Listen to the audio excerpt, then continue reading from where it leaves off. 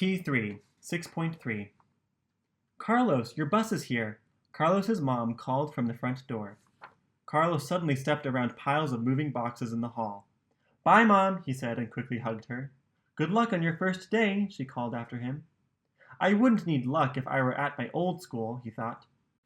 As he walked to the curb, Carlos wondered what his best friend, Victor Ortiz, was doing without him at his old school. Carlos was sure he'd never make a friend like Victor at his new school. Every kid there would already have a best friend. Walking towards the street, Carlos's body felt as heavy as wet cement. He climbed onto the bus and sat in an empty seat. He watched the rain pelting against the window during the whole ride to school. Once he got there, Carlos couldn't believe how huge his new school was. A hall monitor had to show him to his classroom. The door had green letters on it. Miss Merton's third grade. Carlos took a deep breath. Then he opened the door. Inside the room, the desks were placed into groups of 4. All the students were talking to each other. Nobody looked up at Carlos. He felt so discouraged he almost ran back to the bus. Miss Merton sat on one side of the room. Carlos stood in the doorway, unsure of what to do. Miss Mertens looked up from her papers. Carlos? She asked him. He nodded. She gave him a giant grin. Carlos grinned back. Then Miss Mertens led him over to an empty desk by a group of 2 girls and a boy. Carlos wanted to smile as Miss Mertens introduced him to the group.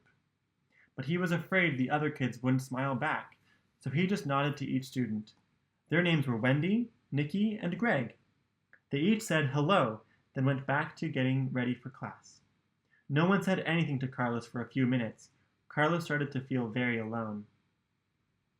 Finally, Greg asked, Where did you transfer from? Grover Elementary, said Carlos. Grover Cleveland Elementary? Asked Nikki. Carlos nodded. All of the students at that school are really smart, Wendy said. Everybody knows it. Most of them are pretty good students, Carlos said. I'm the top student in this class, Nikki said, so if you need help with anything, just let me know. She probably answers every question, Carlos thought. He wondered if he would get a chance to answer questions.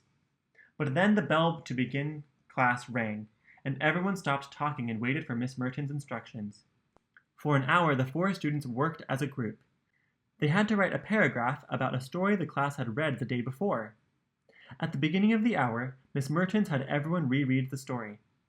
When his group started discussing the story, Carlos felt nervous. This was the first time he read the story, but everyone else had read it 2 times. He didn't think he could be much help to the group. Nikki talked the most, but then Greg asked Carlos about the story. Carlos was surprised. They actually cared about what he thought about the story. Miss Mertens collected the paragraphs and asked the class questions. Nikki answered a question, but Carlos got to answer one too. Maybe I was wrong about Nikki, thought Carlos. Maybe I'll like it here. Next, Miss Mertens asked everyone to work with a partner. Carlos was certain no one would pick him. He watched everyone buddy up in pairs. Then he heard someone whisper, I'm happy you're here. Sometimes I don't get a partner. Carlos turned around. It was Greg! Greg pulled his desk next to Carlos's. The next assignment was to do an interview with a partner. Carlos interviewed Greg first. When Carlos asked Greg about his favorite sport, Greg looked around and whispered, Soccer. Why are you whispering? Carlos asked. Because nobody here plays soccer. They all love baseball and softball, he said. I play soccer, said Carlos. It's my favorite sport, too. They both laughed. Greg's laugh kind of reminded Carlos of Victor. At the end of the day, Carlos walked to his bus alone. Hey, Carlos, someone called. It was Greg. We're on the same bus, said Greg. I'm bringing my soccer ball to school tomorrow. Do you want to kick it around at recess? Carlos smiled and stepped onto the bus. Sure, he said. Carlos and Greg talked about soccer the whole way home.